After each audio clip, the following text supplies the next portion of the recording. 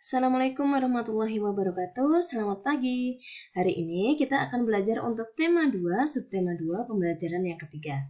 Kita akan belajar mengenai hak, kewajiban, tanggung jawab, dan jenis usaha ekonomi. Nah, kalian amati gambar berikut ini. Warga di tempat tinggal Edo, mereka kerja bakti untuk membersihkan sampah-sampah yang ada di lingkungan mereka. Banyak sekali warga yang menutup hidung ketika melewati tumpukan sampah yang membusuk itu. Nah, kemudian warga berdiskusi, bermusyawarah, akhirnya mereka menemukan solusi, yaitu dengan membedakan antara sampah yang mudah membusuk dan sampah yang bisa didaur ulang. Untuk sampah yang bisa didaur ulang seperti kertas dan botol-botol bekas, mereka jadikan satu. Kemudian, untuk sampah yang mudah membusuk, mereka jadikan satu agar bisa dibuat menjadi pupuk tanaman. Keikutsertaan warga dalam musyawarah, dalam kerja bakti, ini merupakan salah satu bentuk tanggung jawab warga dalam menjaga kebersihan lingkungan. Nah, selanjutnya, masih ingatkah kalian apa itu hak, kewajiban, tanggung jawab? Iya, ini sudah pernah kita pelajari beberapa waktu yang lalu. Ini Ibu ingatkan kembali, hak adalah segala sesuatu yang seharusnya didapatkan oleh seseorang. Kemudian kewajiban, sesuatu yang harus dilakukan atau dilaksanakan. Harus ya, kalau kewajiban, kalau hak itu yang kita dapatkan. Selanjutnya tanggung jawab adalah sikap dan perilaku seseorang untuk melaksanakan tugas dan kewajibannya. Selanjutnya, hak, kewajiban, dan tanggung jawab merupakan hal yang berbeda, tetapi saling berkaitan satu sama lain. Hak dan kewajiban harus dilaksanakan secara bertanggung jawab oleh seseorang yang bersangkutan. Orang yang tidak melaksanakan hak dan kewajibannya dapat dikatakan orang yang tidak bertanggung jawab. Nah, selanjutnya, hak sebagai warga masyarakat apa saja? Yang pertama, setiap warga masyarakat mempunyai hak untuk mendapatkan perlindungan hukum. Kemudian, mendapatkan pekerjaan dan penghidupan yang layak. Kemudian, warga masyarakat itu berhak menikmati lingkungan yang bersih. Warga masyarakat juga berhak untuk hidup tenang dan damai. Mereka bebas memilih, memeluk, dan menjalankan agama. Warga masyarakat bebas untuk berpendapat atau berorganisasi. Kemudian yang terakhir, warga masyarakat ini berhak mengembangkan kebudayaan daerahnya. Sedangkan untuk kewajiban warga masyarakat, ini kewajiban berarti harus dilaksanakan. Yang pertama adalah mematuhi aturan atau norma yang ada di masyarakat. Kemudian menjaga ketertiban di lingkungan, mengikuti kegiatan di lingkungan RT, RW, ataupun desa setempat. Kemudian menghormati tetangga. Kewajiban berikutnya adalah membantu tetangga yang terkena musibah dan menjaga kebersihan tempat tinggalnya. Nah, kita lanjutkan untuk mempelajari mengenai jenis usaha ekonomi. Nah, jenis usaha ekonomi ini dibagi menjadi dua. Yang pertama adalah jenis usaha ekonomi yang dikelola oleh perorangan atau dikelola sendiri.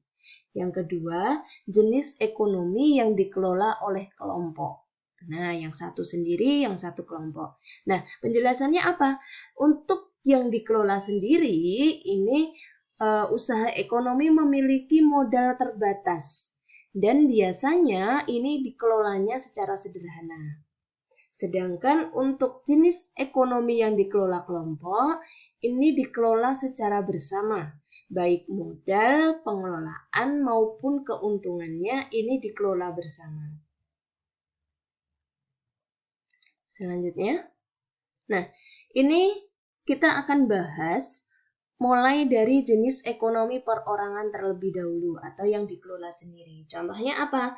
Ada usaha pertanian. Usaha pertanian, ada perdagangan, ada usaha jasa, dan industri kecil. Untuk usaha pertanian contohnya adalah seperti petani yang menggarap sawahnya. Biasanya ini usaha yang dilakukan oleh perorangan. Petani mempunyai sawah atau tegal, kemudian mereka kerjakan. Tetapi ada juga usaha pertanian yang dilakukan secara besar-besaran. Tapi biasanya ini dilakukan secara perorangan. Kemudian yang usaha perdagangan. Usaha perdagangan ini biasanya berskala kecil atau sedang. Contohnya seperti pedagang asongan, pedagang keliling, pedagang kaki lima, ataupun pedagang di pasar, di warung, pedagang kelontong. Nah, kemudian usaha jasa. Usaha jasa ini usaha yang bergerak dalam bidang jasa. Biasanya ini juga usahanya usaha kecil seperti fotokopi, kemudian jasa bengkel, potong rambut, penjualan pulsa. Nah, ini dikelola oleh perorangan.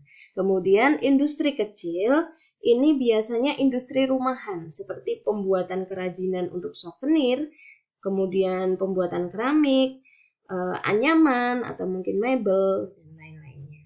Nah, ini dikelolanya sendiri atau perorangan. Selanjutnya kita akan belajar mengenai jenis ekonomi yang dikelola kelompok.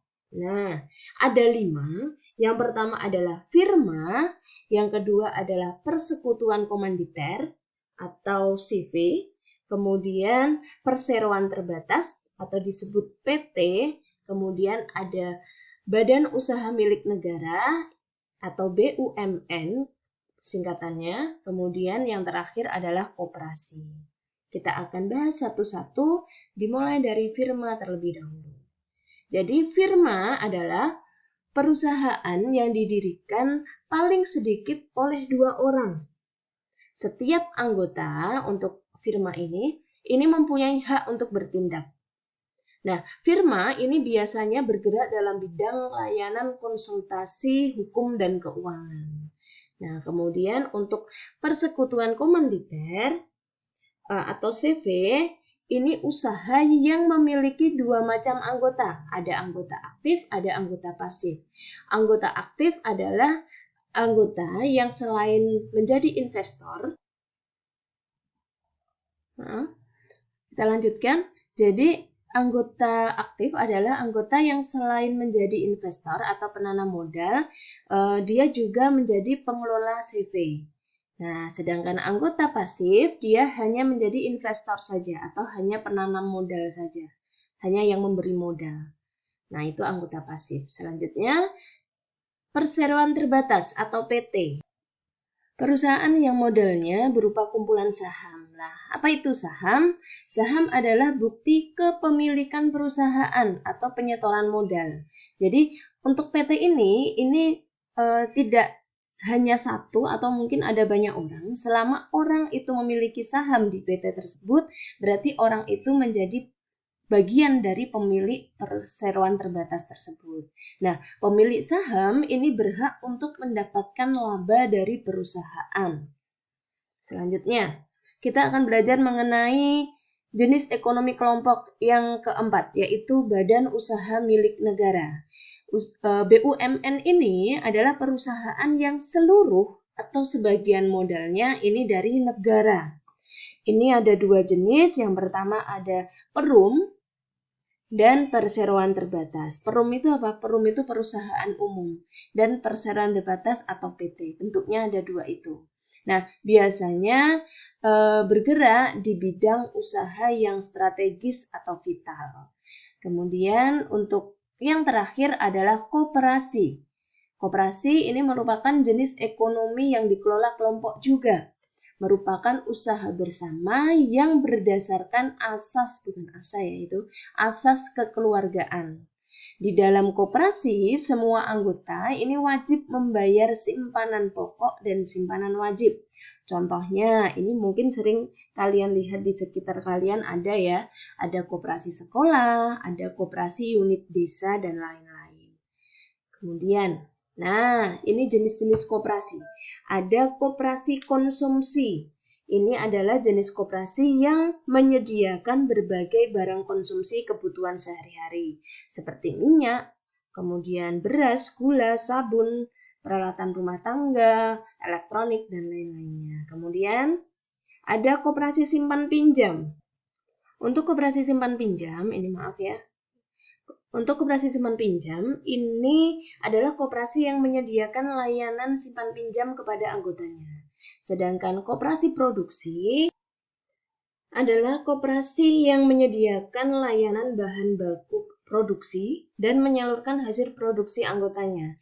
Jadi untuk koperasi produksi ini, anggotanya adalah produsen atau pengusaha-pengusaha seperti pengusaha batik, pengusaha mebel, pengusaha tempe, dan lain-lainnya. Sedangkan yang keempat ada koperasi jasa. Koperasi jasa ini adalah koperasi yang menyediakan layanan atau jasa tertentu kepada anggotanya. Contohnya seperti koperasi angkutan. Dan yang terakhir ada koperasi serba usaha. Koperasi serba usaha ini mengelola berbagai jenis usaha, misalnya penyediaan barang konsumsi, simpan pinjam, menyediakan bahan baku, dan penyaluran hasil produksi, seperti contohnya adalah koperasi unit desa atau KUD. Jadi kalau serba usaha ini semuanya. Nah, tidak hanya menyediakan barang konsumsi saja, tapi juga simpan pinjam, menyediakan bahan baku, dan menyalurkannya. Begitu. Selanjutnya untuk tugas hari ini, tuliskan apa perbedaan hak, kewajiban, dan tanggung jawab. Kemudian yang kedua, tuliskan 5 bentuk koperasi di Indonesia dan jelaskan secara singkat mengenai koperasi tersebut. Demikian pembelajaran untuk hari ini, semoga bisa dipahami. Wassalamualaikum warahmatullahi wabarakatuh. Selamat belajar.